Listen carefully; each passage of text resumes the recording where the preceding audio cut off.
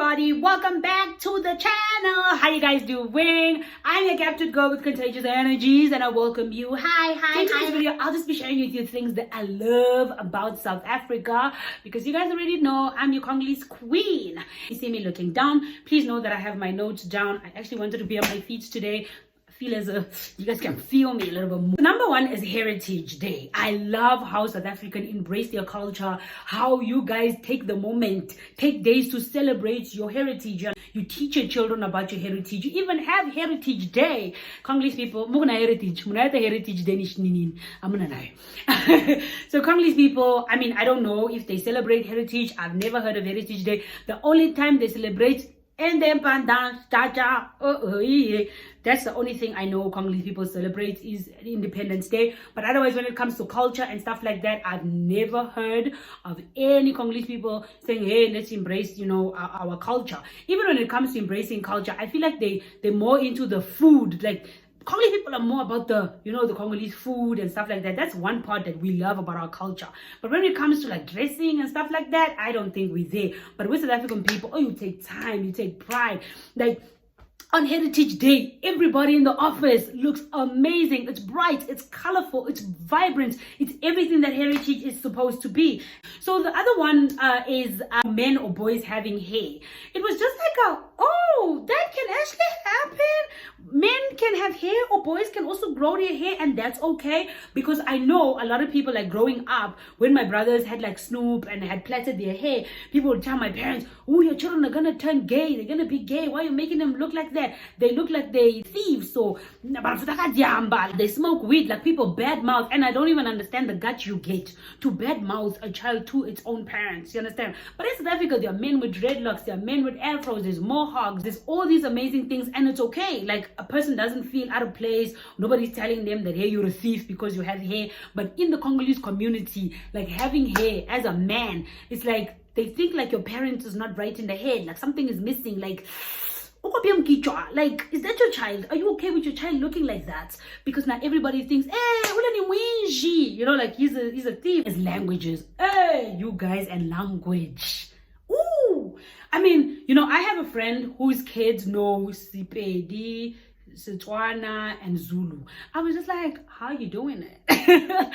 I love it, because most of the South African people I know make sure that their children know their language. I'm not talking about us Congolese people. I know Swahili, yeah, but Swahili is not my mother tongue, like, that's not my mother tongue. My mother speaks Kikongo, and I don't even know what that is. Like, if you have to say something, I'll just be like, what are you trying to do? Like, what are you, okay, and then the point was, and then, because I don't know anything. The only thing I know is Swahili, but here, like, even with my son, he knows Setswana, he knows Swahili and English, and he's obviously going to learn Afrikaans and Zulu and whatever he gets along the way, but he must be rooted in his language. Like, my husband was like, no, it's very important that our children, learn the language. So I was just like, I'm back. Get out.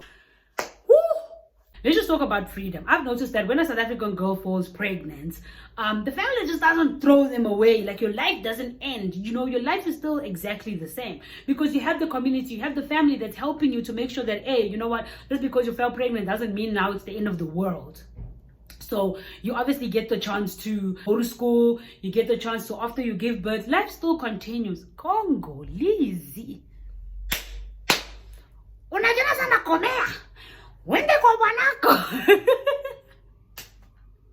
you automatically have a husband. Like, for real, you automatically have a husband. In the Congolese culture, what happens is when you fall pregnant, they pack every little belonging of yours and you go and live with the boyfriend. No matter how that man is struggling, whether he have food, whether he don't have food, whether he's living with his parents, whether he's not living with his parents, it is not the responsibility of your parent to take care of a pregnant girl, because you think you're grown, you're a woman now, so go to your man. So they take you to your man, you can't go to school.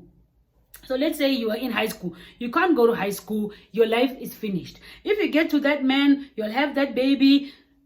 You have another baby. That's your life. You don't continue there. You don't go anywhere. When you are pregnant, yeah, mistakes happen. You understand. But your life shouldn't end, because at some point you have to provide for the child. What are you going to teach the child? You understand? So that's for me as like, wow. Because it happened to me personally. I mean, personally for me, when I fell pregnant, honey, listen. They told me, oh, fonga to be foolish. I can laugh about it now, but it definitely was not funny. It was not funny at all at that moment when it happened. It was not funny. Like, guys, it was painful, because you feel as if your family rejected you because you're pregnant. But after the baby's born, oh, then everybody be loving you, everybody be up on you, and I'm just like, no, no, no. All right, another thing is when it comes to praise and worship. Praise and worship. Don't let them fool you. Do not let them fool you. You know when you go, like for me, right? When I go to church and the choir stands there, and you are Alpha and Omega. It's just that I'm not blessed with the voice, bruh. Like I die. Praise and worship. South African people can sing.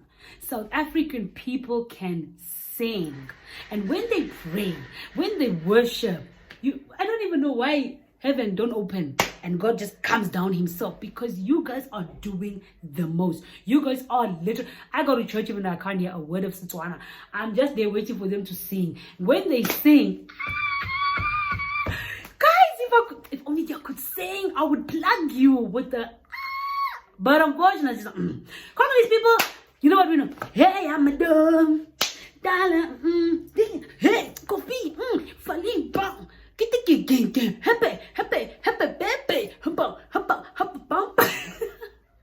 Guys, like, yeah, okay, so we also do praise and worship, but nothing compares to South Africa. I've never heard a Congolese praise and worship song that touched me, where I felt like, no, I didn't. So I'm sorry.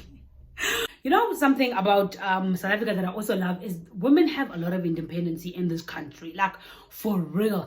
I feel like, there's so many educated women around me, women doing the most.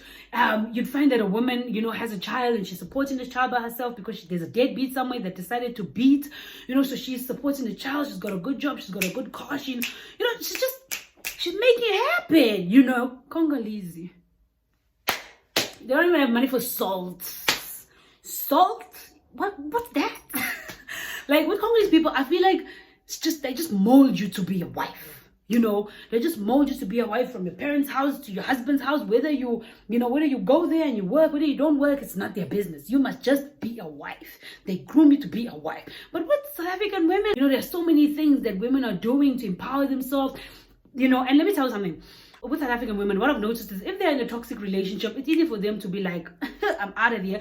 I can take care of myself. Congolese women, you know what they say to you? Pray. Oh, stay there and pray. Prayer won't help you. If we give you a blue eye, you pray tomorrow, blue eye again.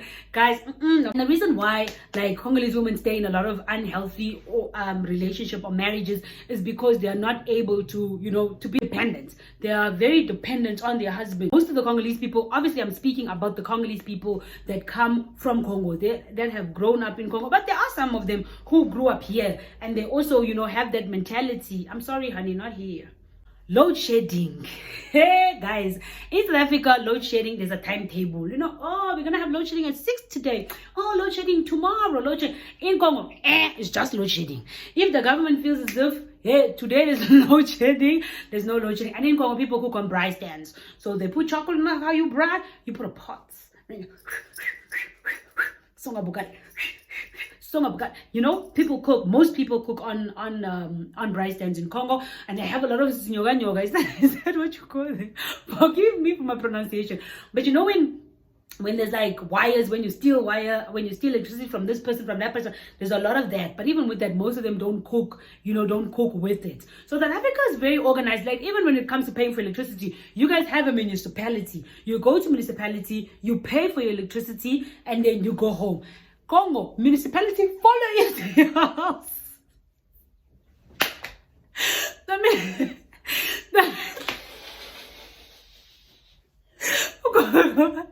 The municipality follow you to your house. And you have to pay them, you understand? You have to pay them. If you don't have money, you say whatever you have to say. You just have to be like, hey, right, not today, maybe tomorrow, right? Another thing is like transportation. In South Africa, there's very organized transportation. Taxis that are in Durban Central cannot go and take people from Wentworth. People from Wentworth can't go.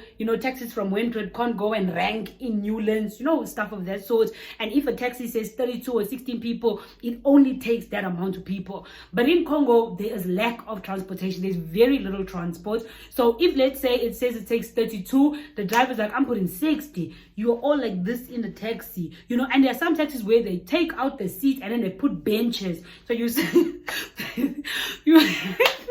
guys, I'm so sorry. So you are sitting facing forward. So all of you are on these benches sitting forward. And if you're on a bench, obviously it takes more people than if it had the car seat, you understand? And also because there's not a lot of transport, people fight. Okay, not literally, but people like push each other just so they can get into the taxi to get wherever they're going. Because imagine you're a scholar, you can't wait 1 hour or 2 hours, and now because there's not a lot of taxis, you find one taxi from Newlands going to fetch somebody in Wentworth because now the taxi is empty and he needs money. There's everything is organized. There's a rank. That okay, when I go to this rank, it takes me to X, Y. When I go here, it takes me here. When I go here, it takes me there. When I go here, it takes me. But with Congo, unfortunately, things aren't like that. But if you agree with me, please leave a comment. Whether you agree or disagree, please leave a comment in the comment section below. Let me know, what country are you from? What are some of the things you love about South Africa? What are some of the things that I mentioned in this video that you feel are not true? I welcome all opinions because these videos are based only on my opinions. So thank you so much for watching. Don't forget to share it with your friends. To subscribe, leave a comment section below. I'm out.